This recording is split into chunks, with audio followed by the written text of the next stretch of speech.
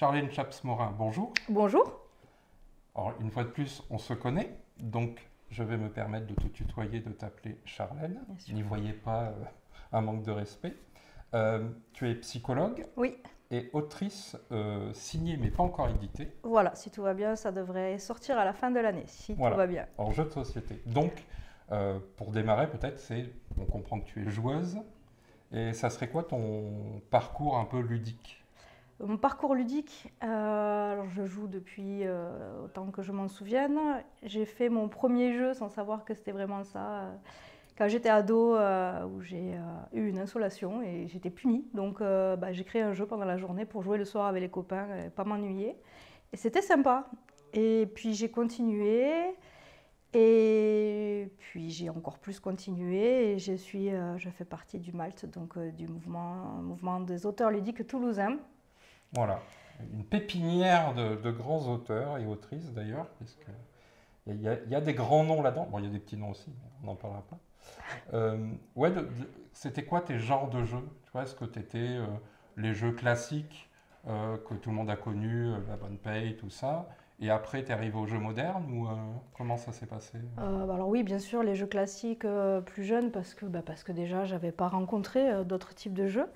Et puis peut-être c'est vers la fin des années lycée où j'ai découvert notamment les jeux de cartes à jouer et à collectionner, le piège, et puis les magasins de jeux de Toulouse, Jeux du Monde, Univers Parallèle, Jeux Magine à l'époque.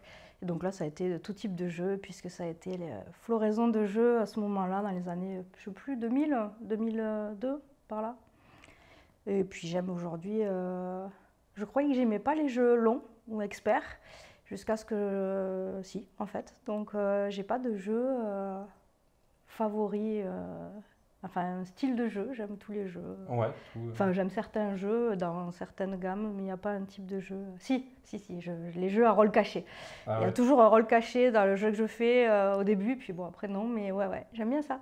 C'est fun. D'ailleurs, ce serait peut-être intéressant de voir qu'est-ce que la psychologue dirait de... De la joueuse. Ouais. Eh elle dirait beaucoup de choses, hein, parce qu'on ne devient pas psychologue par hasard, c'est sûr, mais c'est aussi énorme pour la flexibilité cognitive, pour l'adaptation, pour le lien social. Donc elle ne dirait pas forcément que des choses négatives, à part peut-être de bosser plus, de jouer moins, mais si on peut mettre le jeu dans la thérapie aujourd'hui, ce qui justement est mon dada, il n'y a pas de souci, quoi. Justement, on parlait donc que tu étais psychologue. Est-ce que tu peux, parce qu'on a tous une idée de ce que ça peut être, mais est-ce que tu peux nous rappeler en quoi consiste ton métier en fait? Oui. Alors, s'il y a une différence avec psychiatre? Alors oui, il y a 3 grandes appellations. Il y a psychanalyste, on ne va pas trop en parler longtemps parce que j'ai pas envie d'en parler trop longtemps. Psychiatre, c'est un médecin donc, qui a fait des études de médecine et qui s'est spécialisé. Et grosso modo, il donne des médicaments. Mais heureusement, il y a quelques psychiatres qui font aussi des thérapies. Et le psychologue fait des thérapies. Alors, il y a différents types de psychologues, hein. Il n'y a pas que le psychologue clinicien qui reçoit des personnes en souffrance. Il y a aussi des psychologues sociaux, justement ceux qui vont étudier tout l'impact des jeux. Il y a des chercheurs en psychologie. Il y a des psychologues... on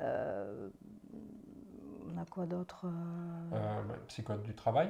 Psychologue du travail, voilà. J'ai rencontré ça, effectivement, on n'est pas dans le médical, entre guillemets. C'est ça.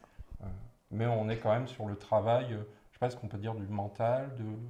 Alors pas nécessairement, quand on a les psychologues sociaux, ils vont plutôt s'intéresser aux dynamiques de groupe, comment on va travailler avec un groupe, comment on va atteindre un objectif. Donc j'anime aussi des stages de prévention du risque, où là on a plutôt un travail de psychologue social et psychologue de la santé, où on va utiliser des modèles pour favoriser des processus de changement.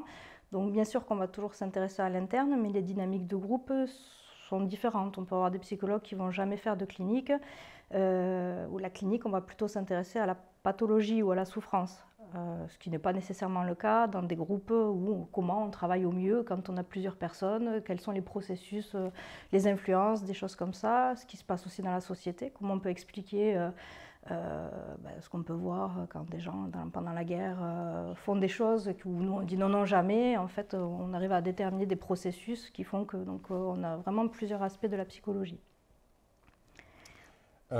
Tu parlais de dynamique de groupe. Est-ce que tu observerais la même chose, ou tu parlerais de la même chose entre ce qui se passe autour d'une table de jeu et ce que tu peux voir dans des consultations, dans des entreprises ou des risques sociaux? Alors oui, il y a des jeux qui vont le favoriser plus que d'autres, justement des jeux où on va être sur des influences, sur des jeux qui vont favoriser la parole, l'échange, on voit des leaders, on voit des meneurs, ou les jeux coop aussi, déterminer comment on prend telle ou telle décision. Donc il y a des études qui se sont intéressées à tous ces processus, ce qu'on peut observer pendant des parties de jeu, et aussi comment favoriser l'expression, comment aider à l'expression, comment arriver à faire prendre une décision qui n'est pas forcément optimale ou au contraire qui l'est. Donc oui, le jeu peut être un excellent média pour étudier tous ces processus-là. Notamment en stage de sensibilisation, j'ai utilisé le jeu du loup-garou de Tierceleux. Alors c'est génial parce qu'il y a une évolution. Il y a quelques années, il y a 7 ans en arrière, je m'étais un peu croûtée parce que il y a peu de gens qui connaissaient. Donc il fallait expliquer les règles, c'était long. On allait chercher les processus d'influence. Donc tu vois, on va chercher des choses sur le changement qui ne sont pas nécessairement liées à pourquoi les personnes elles se trouvent là. Mais on va essayer de comprendre les influences externes. Et donc on va utiliser le jeu pour aller montrer ça à des personnes qui sont du tout venant. Donc ça n'a pas forcément bien marché. Par contre, là, depuis le post-Covid, qui connaît le loup-garou? Parce que c'est des stages où il y a 6 à 20 personnes et puis tu as toujours des mains levées. Et là, hop, on les met en scène. Ils sont dans le jeu. Ils ne sont plus en stage en train de pas forcément avoir envie de venir. Ils sont en train de jouer. Et donc, on a des observateurs. Tous les autres membres du groupe observent ce qui se joue. Oh là là, mais comment il retourne le cerveau? Ce qui se passe là. Oh là. Et puis, ils rigolent. Et puis, ils sont dans le jeu. Et du coup, c'est beaucoup plus... Ils s'engagent à essayer de comprendre comment on peut influencer. Alors que si on le fait avec des modèles théoriques, lourds, exigeants, les gens, ils n'ont pas envie alors que là, c'est fluide. Donc, le jeu permet l'engagement. Et que ce soit en thérapie, des adultes qui n'ont pas forcément envie de faire 10 ans de thérapie, on leur propose de jouer, oh, c'est peut-être plus sympa. Voilà, je ne suis pas allongée dans le canapé, justement l'image du psychanalyste où j'ai passé 10 ans allongée à raconter mes problèmes. Non, là, je vais jouer. Bon, j'ai envie d'aller jouer, voilà. Et les gens parlent. Et du coup, ça me fait penser, est-ce que, justement, quand les gens sont dans le jeu, est-ce que ça permet de se libérer, d'être moins jugeant ou jugé, de se sentir moins jugé que quand on est à l'extérieur du jeu? Est-ce qu'il y a une espèce de consentement, de bulle tacite qui dit « Ok, là j'ai le droit d'être qui je suis ou ce que je vis ». Peut-être plus facilement, alors ça dépend toujours aussi du groupe, des gens, mais déjà, si tu as envie de jouer, ça veut dire que tu as envie d'expérimenter avec d'autres. On ne te force pas à être là et puis à se sentir observé comme ça pouvait être avant, parce que ça a aussi beaucoup évolué justement en utilisant le jeu, dans les manières d'animation. Puis quand tu joues, tu lâches au bout d'un moment. Si tu es dedans, tu lâches. Tu ne peux pas tout contrôler et donc tu vas y aller, quoi. Plus tu es impliqué, plus tu vas lâcher et plus tu vas être dans le moment présent. Et c'est aussi un des processus facilitants à l'expression. Oui, ça fait tomber des barrières en quelque sorte. Ça peut faire tomber des barrières, oui.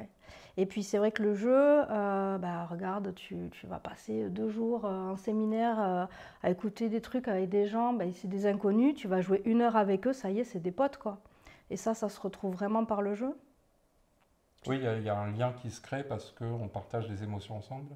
Oui, je pense aussi que les émotions sont là, la complicité, la coop, ou au contraire d'être en concurrence, tu interagis avec l'autre.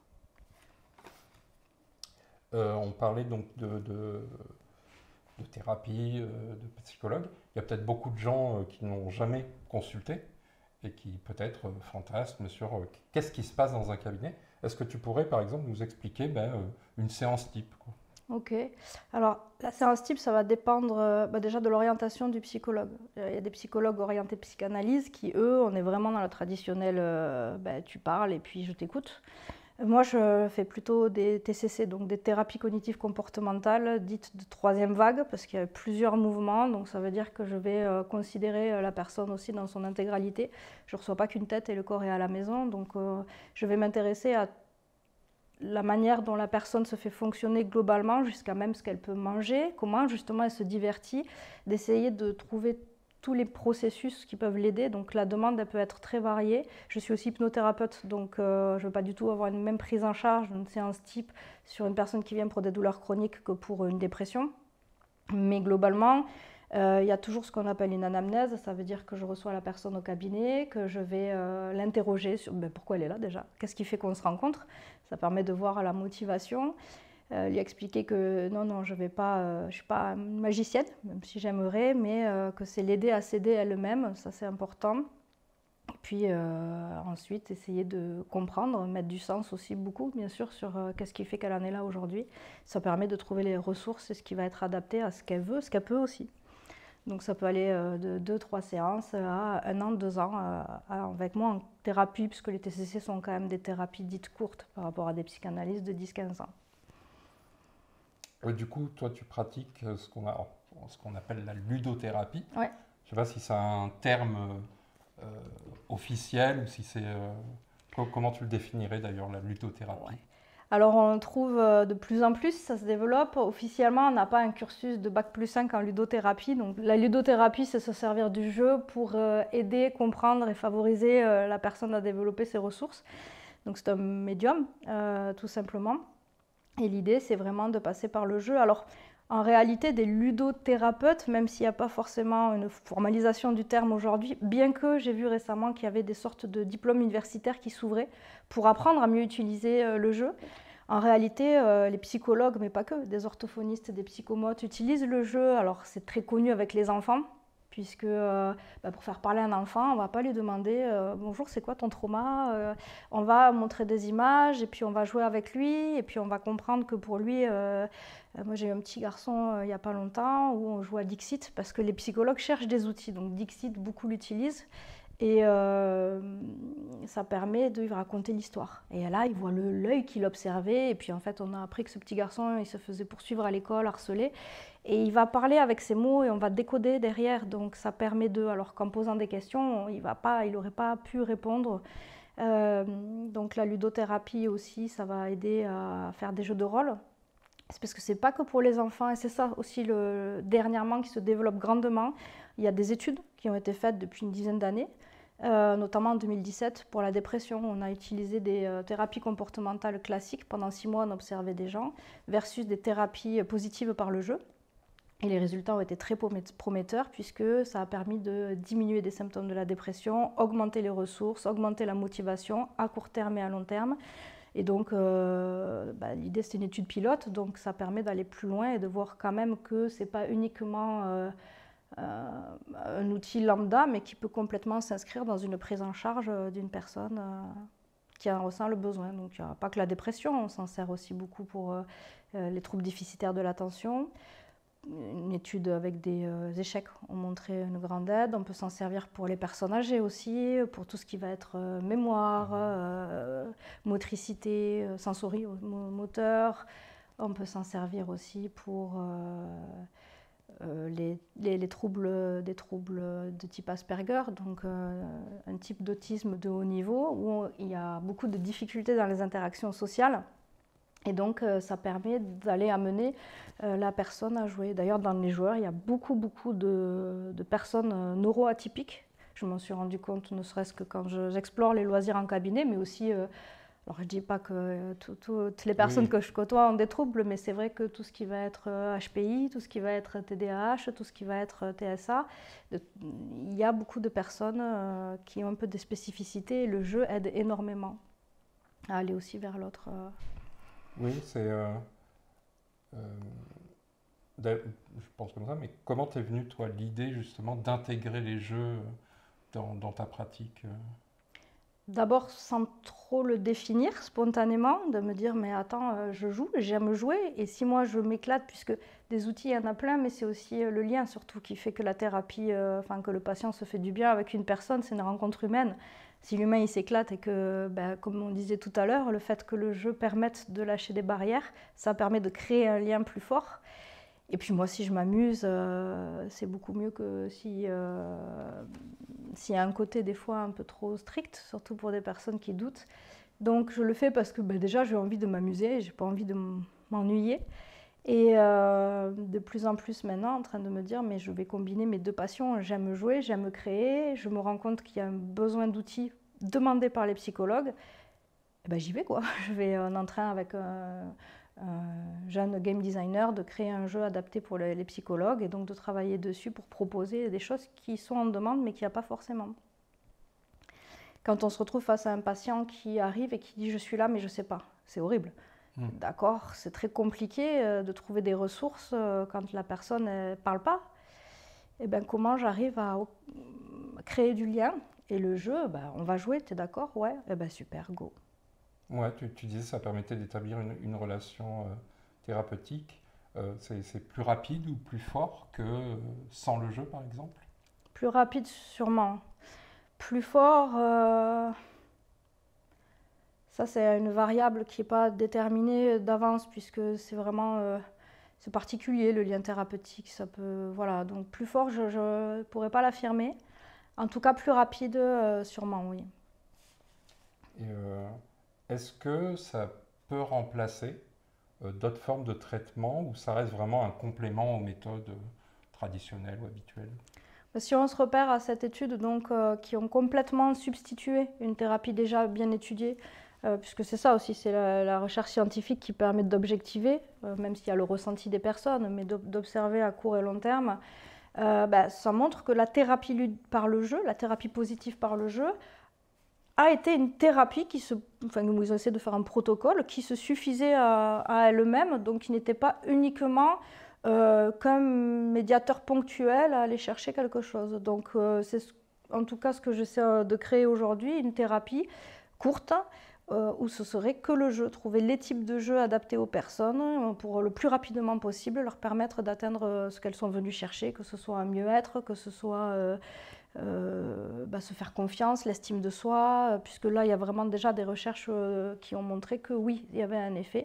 Et donc ça peut se substituer, mais je pense aussi, attention, c'est comme tout, pas par s'improviser. Je pense qu'il faut quand même une bonne connaissance aussi des jeux adaptés, des risques.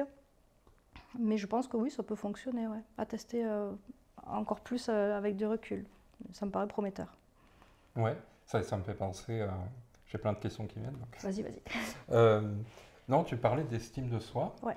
Et en tant que parent, et je pensais pas être le seul, il y a une question qui revient souvent, tu sais, quand ils sont tout petits notamment, c'est le fameux « est-ce que je dois les laisser gagner ou pas ?» Qu'est-ce que tu en penses? Est-ce que c'est, je sais pas, est-ce que le jeu, on doit laisser gagner? Pas souvent, oui, non. Je sais qu'il y a des adultes qui disent « moi, non, jamais, ils doivent affronter la vie. » Ou toi, tu penses quoi? Je sais pas, je te laisse. Ouais, je pense que non, je pense que le bon parent, c'est pas Superman ou au contraire trop gentil de dire t'es génial mon fils ou ma fille, mais c'est plutôt le parent qui va être loyal, de dire là t'as perdu, et on va essayer de comprendre pourquoi j'ai gagné. Il y a des choses qui se développent, mais l'encourager à poursuivre, donc non, clairement pas le laisser gagner, c'est pas honnête, c'est pas loyal. Et donc ça veut dire que l'enfant, ça lui montre qu'on peut ne pas être loyal. Ils sont pas que bêtes en fait, on oublie des fois que même si ils n'ont pas forcément encore les possibilités de décoder, ils sentent.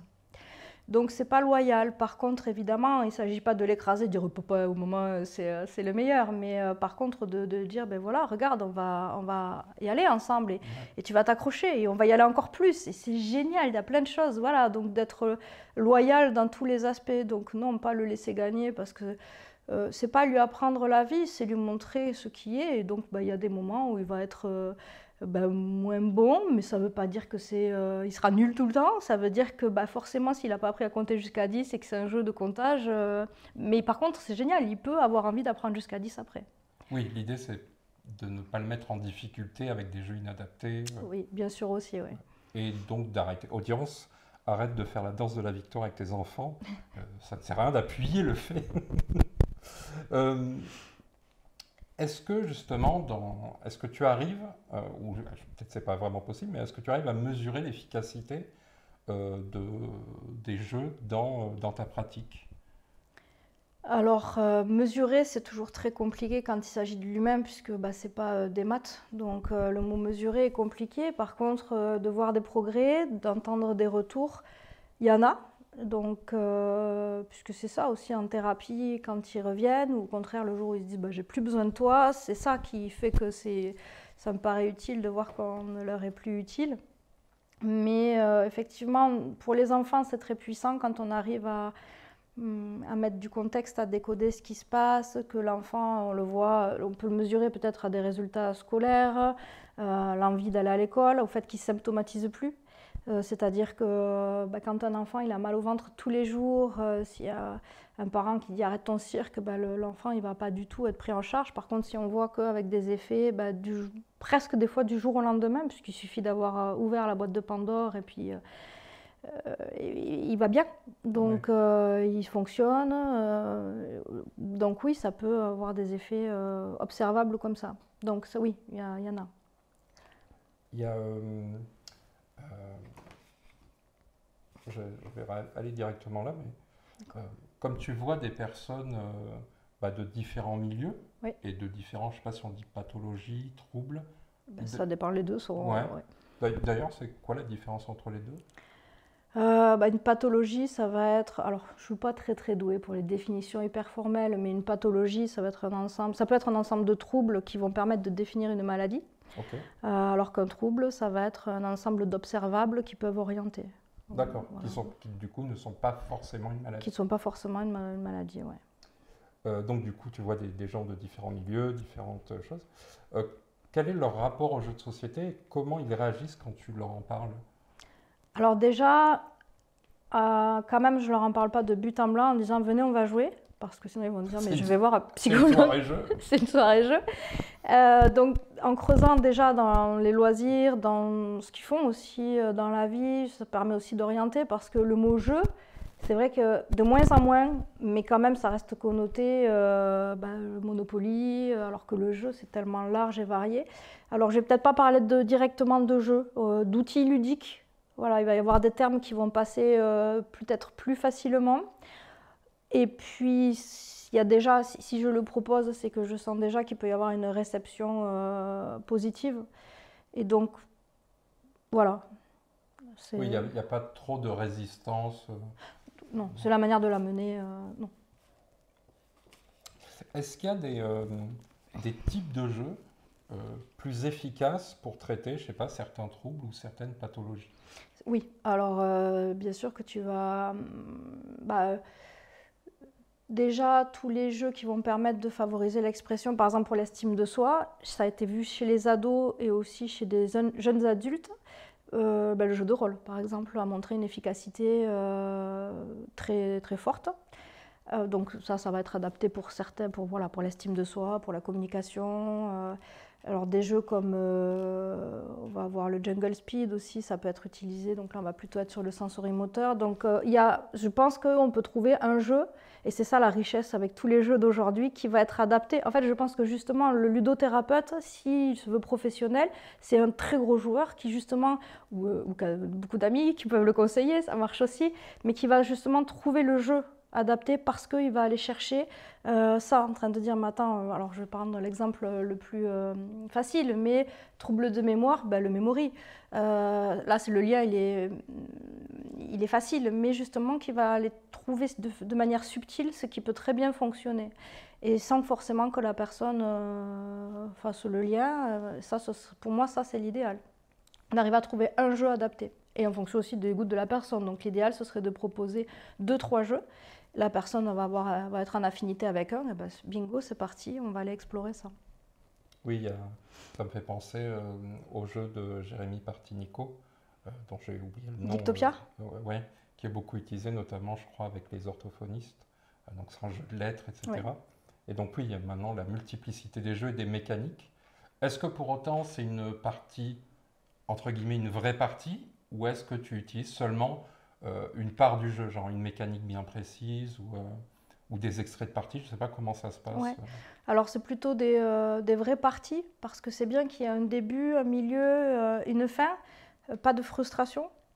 Alors oui et non, je te dis ça, mais en même temps sur le Dixit, on va plutôt proposer des images, ça peut être aussi adapté sur tiens, ta journée à l'école aujourd'hui, ce serait plutôt quelle image? Ah, pourquoi? Donc c'est pas vraiment les règles du jeu, ça peut être aussi adapté. Donc en fait, ça peut être les deux finalement quand j'y réfléchis. Qu'est-ce qu'il y a d'autre? J'essaie de réfléchir à quelque chose d'un peu plus original que j'aurais utilisé, puisque là je te dis ce qui revient de manière le plus classique, mais ça peut être aussi des jeux à planification plus ou moins courte, notamment dans les troubles déficitaires de l'attention. L'idée, c'est de contenir un peu, de permettre à l'autre de jouer, donc de ralentir, puisque dans les troubles déficitaires de l'attention, il y a un déficit de l'inhibition, donc il y a une spontanéité, une impulsivité. Donc des jeux à planification, donc il y en a beaucoup, hein, mais c'est pour ça que je parle aussi d'affinité avec le jeu. Ça peut permettre d'avoir des effets. Donc là, on va plutôt aller au bout de la partie, parce qu'il faut aller au bout de la partie, parce que quand il se rend compte que, oui, là, si j'avais pris le temps ou posé, tu vois, voilà, c'est aussi... Il n'y a pas que la partie jouée, il y a aussi le feedback, sur la fin de la partie, discuter de ce qui s'est passé. Oui, avec un enfant, le débrief. Alors, moins c'est avec les enfants. Les enfants, on va plus chercher l'effet immédiat, parce qu'on ne débriefe pas avec eux. On ne va pas dire, vas-y, mets ta cognition, donc, qu'as-tu pensé? Tour 3, pourquoi? Voilà. Et ça me fait penser à une anecdote que j'ai déjà racontée sur cette chaîne, mais j'organisais beaucoup de soirées, notamment des parties d'un jeu qui s'appelle Two Room and a Boom. Donc, qui est un jeu à rôle caché, justement, où on est dans deux équipes différentes. Ouais, je me souviens. Et voilà, et on sépare les gens dans deux pièces différentes. Et donc, on ne sait pas qui est avec qui est où, etc. quoi. Et l'idée, c'est d'aller chercher ses partenaires, etc. Et au cours de la soirée, donc c'est des parties de 15 minutes, en plusieurs manches de 5, 4, 3, 2, 1 minute. Donc, c'est ultra, ça va de plus en plus vite. Et je me souviens d'une personne qui était là, et moi j'essaie toujours que les gens soient à l'aise.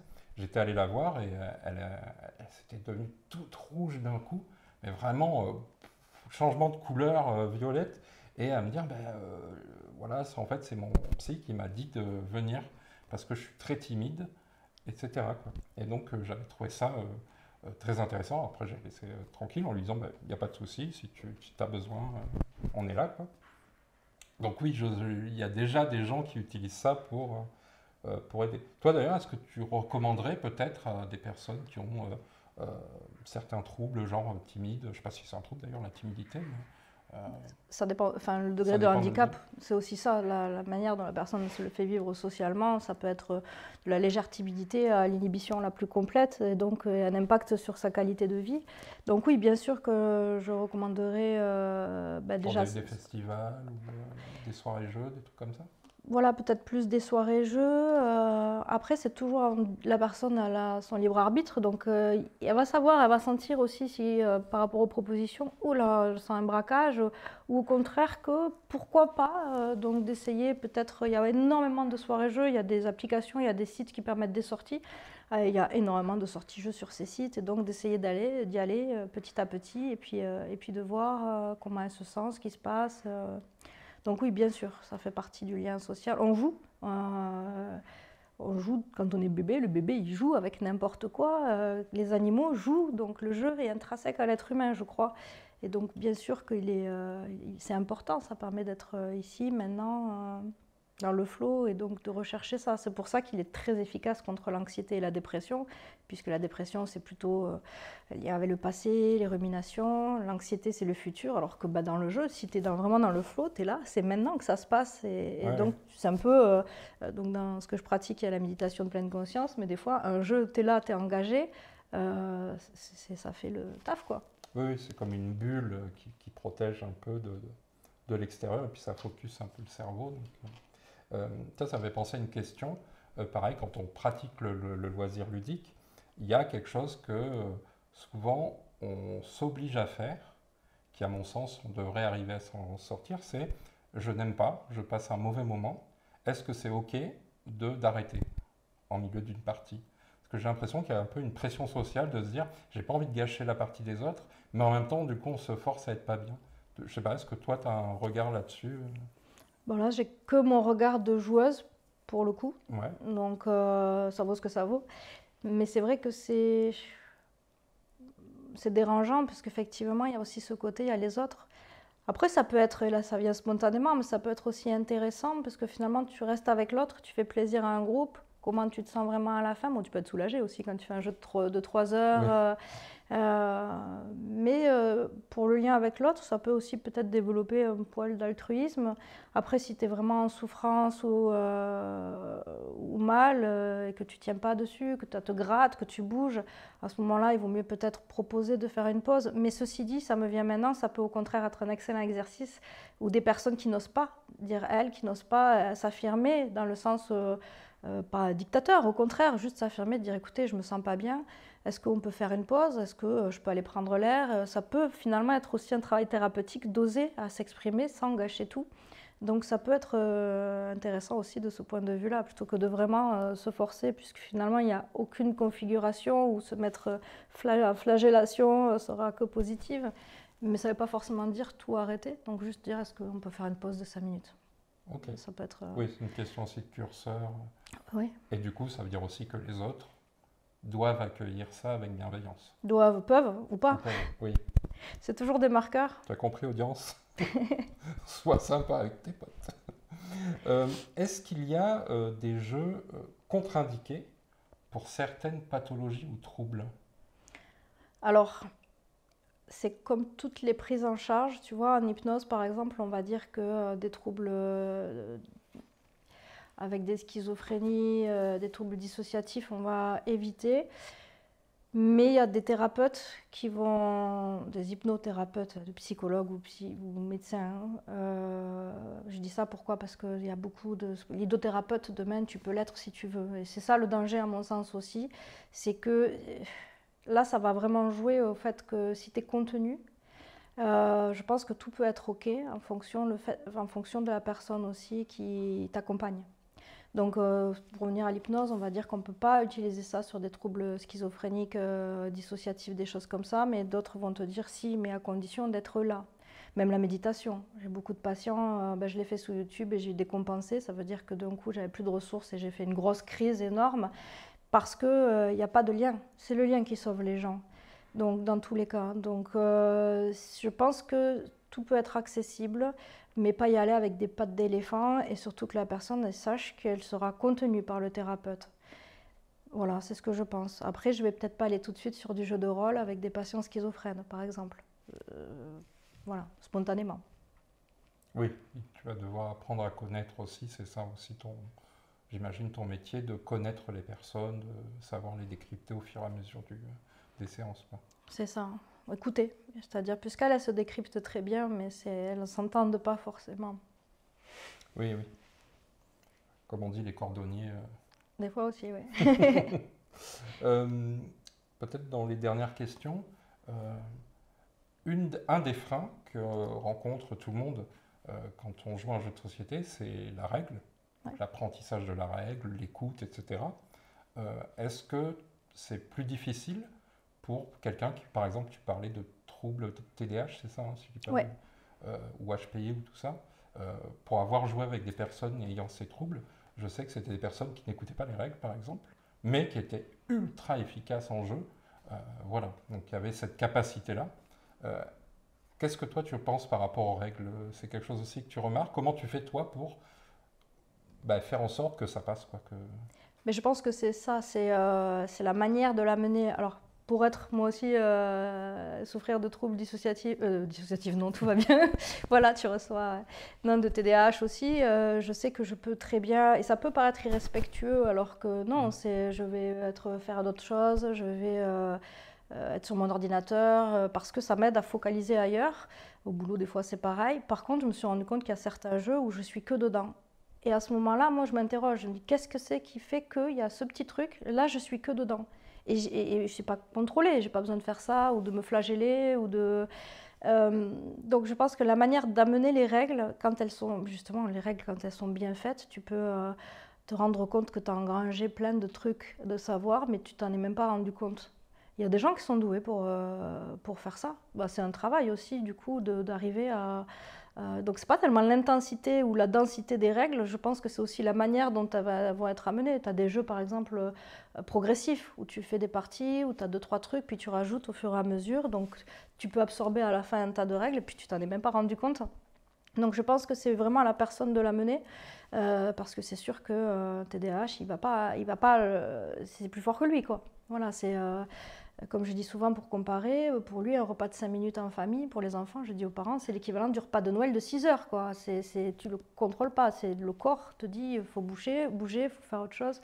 Donc si tu le captes, que tu arrives à capter, par contre, il peut être ultra focus. Et donc ça, c'est un vrai travail. Voilà. Je pense qu'on a fait le tour. Est-ce que toi, tu vois des choses à rajouter Là, non. Je t'appellerai sûrement dans 2 heures en train de te dire, mais j'ai 1 heure de choses à te dire encore. Je connais. Moi, j'ai l'habitude de faire les interviews et après de me dire, quand je les monte ou quand je les réécoute, me dire, ah mais là, pourquoi j'ai pas rebondi? Ah mais si, ça, j'y avais pensé, puis j'ai oublié. Bah, écoute, quand tu veux, pour les rajouts. Voilà. Eh ben, Charlène, merci beaucoup. Merci Jérémy de m'avoir accueilli.